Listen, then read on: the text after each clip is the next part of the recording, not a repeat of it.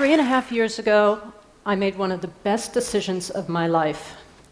As my New Year's resolution, I gave up dieting, stopped worrying about my weight, and learned to eat mindfully.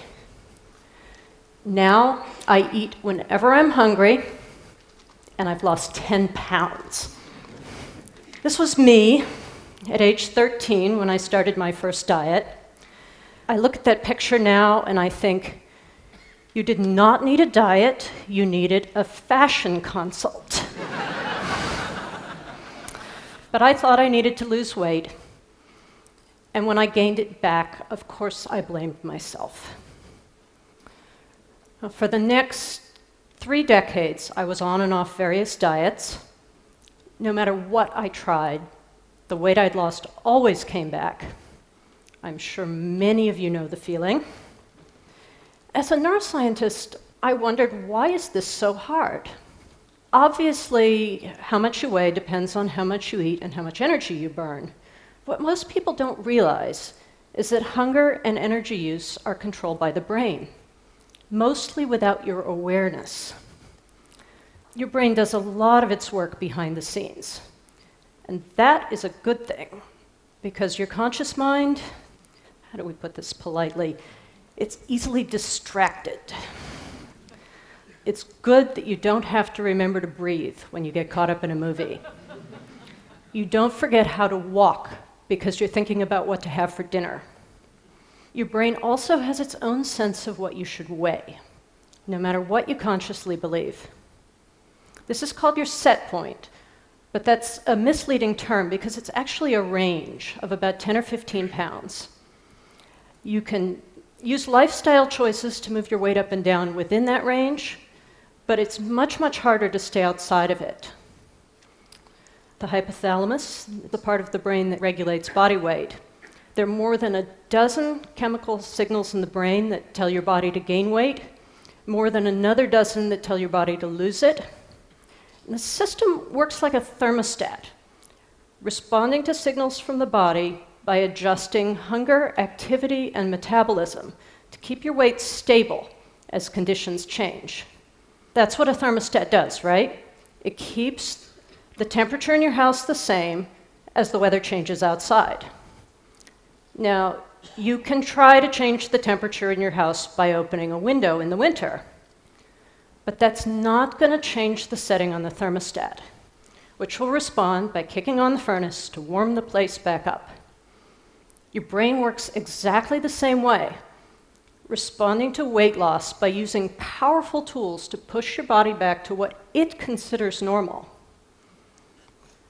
If you lose a lot of weight, your brain reacts as if you were starving. And whether you started out fat or thin, your brain's response is exactly the same. We would love to think that your brain could tell whether you need to lose weight or not, but it can't. If you do lose a lot of weight, you become hungry, and your muscles burn less energy. Dr. Rudy Leibel of Columbia University has found that people who've lost 10% of their body weight burn 250 to 400 calories less because their metabolism is suppressed. That's a lot of food. This means that a successful dieter must eat this much less forever than someone of the same weight who's always been thin. From an evolutionary perspective, your body's resistance to weight loss makes sense. When food was scarce, our ancestors' survival depended on conserving energy. And regaining the weight when food was available would have protected them against the next shortage. Over the course of human history, starvation has been a much bigger problem than overeating. This may explain a very sad fact. Set points can go up, but they rarely go down. Now, if your mother ever mentioned that life is not fair, this is the kind of thing she was talking about. Successful dieting doesn't lower your set point. Even after you've kept the weight off for as long as 7 years, your brain keeps trying to make you gain it back. If that weight loss had been due to a long famine, that would be a sensible response. In our modern world of drive-through burgers, it's not working out so well for many of us.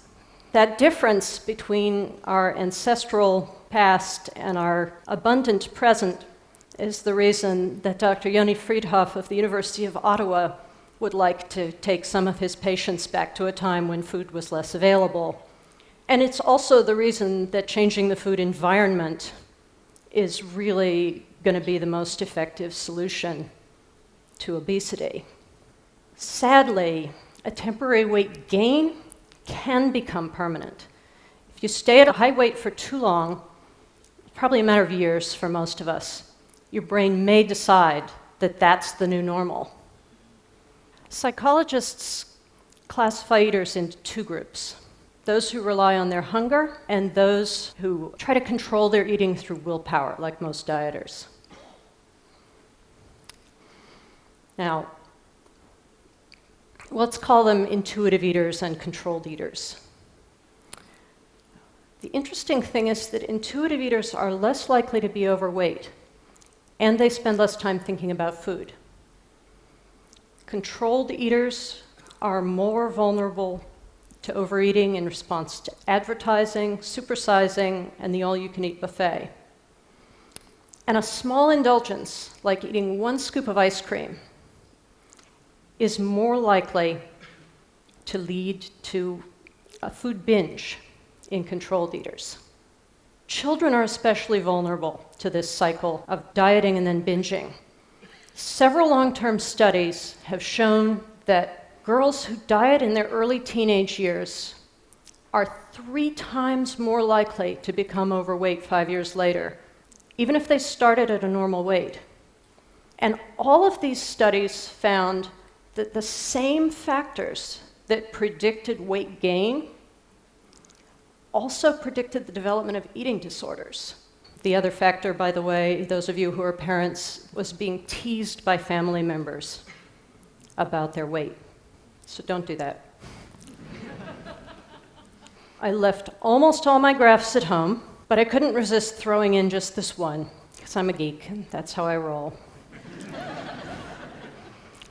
This is a study that looked at the risk of death over a 14-year period based on 4 healthy habits: eating enough fruits and vegetables, exercise 3 times a week, not smoking, and drinking in moderation. Let's start by looking at the normal weight people in the study.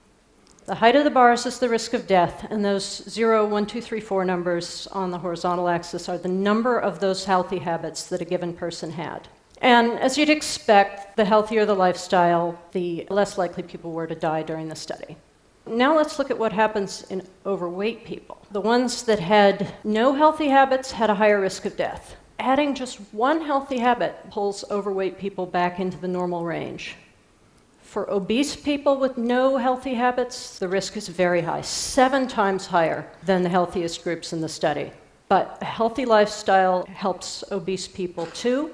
In fact, if you look only at the group with all 4 healthy habits, you can see that weight makes very little difference. You can take control of your health by taking control of your lifestyle, even if you can't lose weight and keep it off.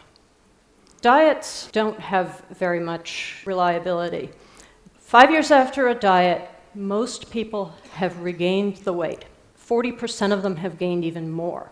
If you think about this, the typical outcome of dieting is that you're more likely to gain weight in the long run than to lose it.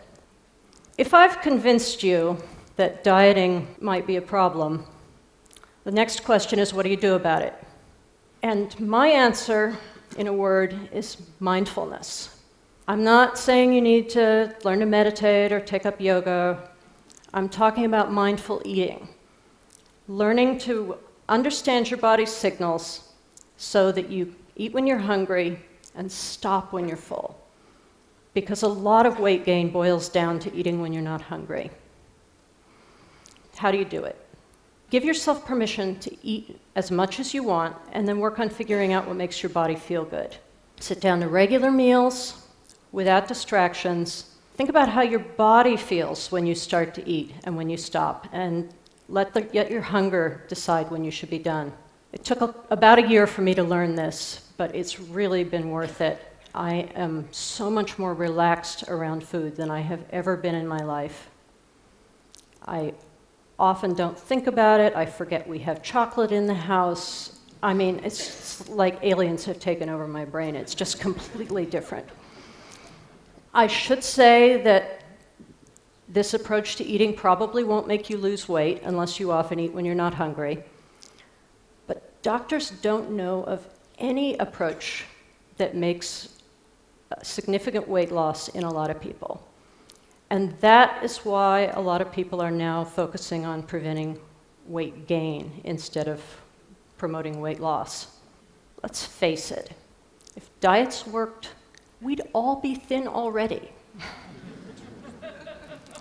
Why do we keep doing the same thing and expecting different results? Diets may seem harmless, but they actually do a lot of collateral damage. At worst, they ruin lives. Weight obsession leads to eating disorders, especially in young kids. In the US, we have 80% of 10-year-old girls say they've been on a diet. Our daughters have learned to measure their worth by the wrong scale. Even at its best, dieting is a waste of time and energy. It takes willpower, which you could be using to help your kids with their homework or to finish that important work project. And because willpower is limited, any strategy that relies on its consistent application is pretty much guaranteed to eventually fail you when your attention moves on to something else. Let me leave you with one last thought. What if we told all those dieting girls that it's okay to eat when they're hungry? What if we taught them to work with their appetite instead of fearing it? I think most of them would be happier and healthier. And as adults, many of them would probably be thinner. I wish someone had told me that back when I was 13. Thanks.